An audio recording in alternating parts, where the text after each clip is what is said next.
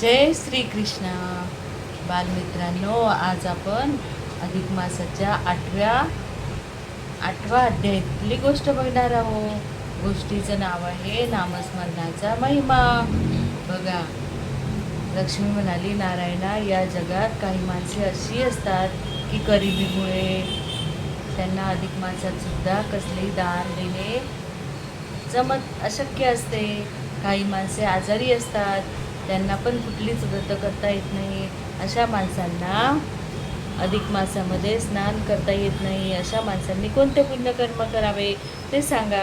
नारायण म्हणाले, लक्ष्मी, अशा माणसांकरिता एक अगदी साधा, सोपा आणि सुलभ असा उपाय आहे. तो म्हणजे भगवंताचे सतत नामस्मरण.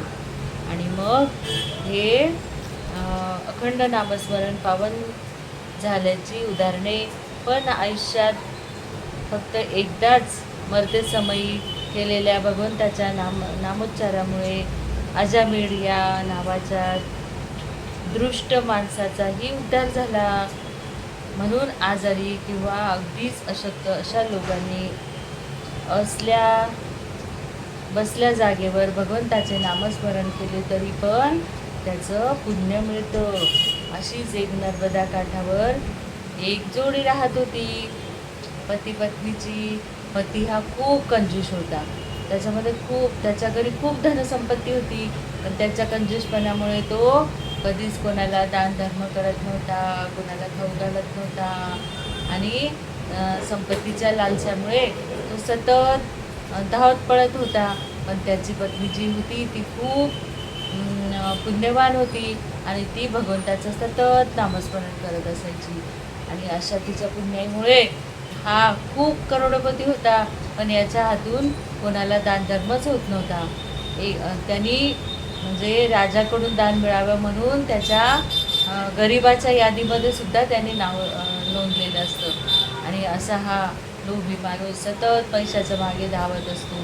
आणि तो जेव्हा राजाची बोलवणी येते तेव्हा हा घरी नसतो.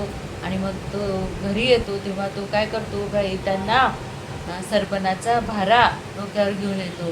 आणि तो भारा तो अंगणात टाकतो आणि घरात येतो. तेव्हा पत्नी त्याला सांगते की राजाची असं असं तुम्हाला बोलवलेलं आहे.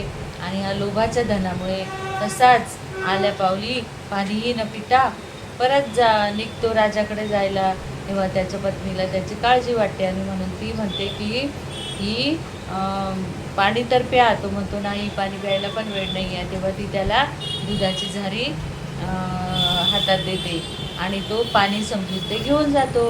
आणि रस्त्यात जाताना त्याला खूप तहान लागते, म्हणून तो काय करतो की ती पत्नीने दिलेली झारी तोंडाला लावतो. तर काय आश्चर्य, त्याच्यामध्ये पाण्याच्या ऐवजी दूध असते.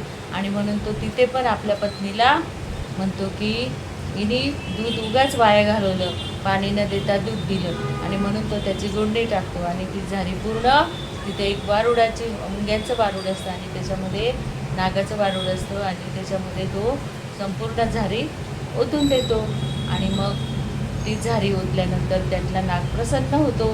ते दूध पिऊन, उन्हाळ्याच्या दिवसात थंडगार दूध पिऊन, आणि म्हणून तो बाहेर येतो आणि मनुष्य रूपात बोलायला लागतो की हे मनुष्या, तुझ्यावर मी प्रसन्न झालेलो आहे. तू मला एवढ्या उन्हाळ्याच्या दिवसातून मला दूध पाजलंस तर मी तुझ्यावर प्रसन्न आहे. आणि मग तो म्हणतो की मी तुला 7 रांजणं भरून द्रव्य देतो, पण आजपासून तू हे द्रव्य जमवून ठेवू नको. तर तुझी पत्नी खूप पुण्यवान आहे आणि तिच्या हातून तू हे सगळं धन दान धर्मात आणि अन्नदानामध्ये संपव.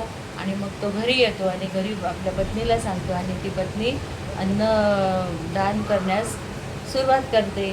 आणि तिच्या पुण्याईमुळे या गरीब ब्राह्मणाला पण खूप पुण्य मिळतं. मग तो सावित्रीचा पती तसाच परत गेला आणि त्याने त्याच दिवशी शनी प्रदोष म्हणून गावातील सर्व लोकांना भोजन घातले. पुढेही तो अन्नदानात आपले अन्न खर्चू लागला. विष्णू म्हणाले, लक्ष्मी, असा हा आहे भगवंताचा सतत नामस्मरणाचा महिमा. आता पुढे 9व्या अध्यायाची कथा आहे. जय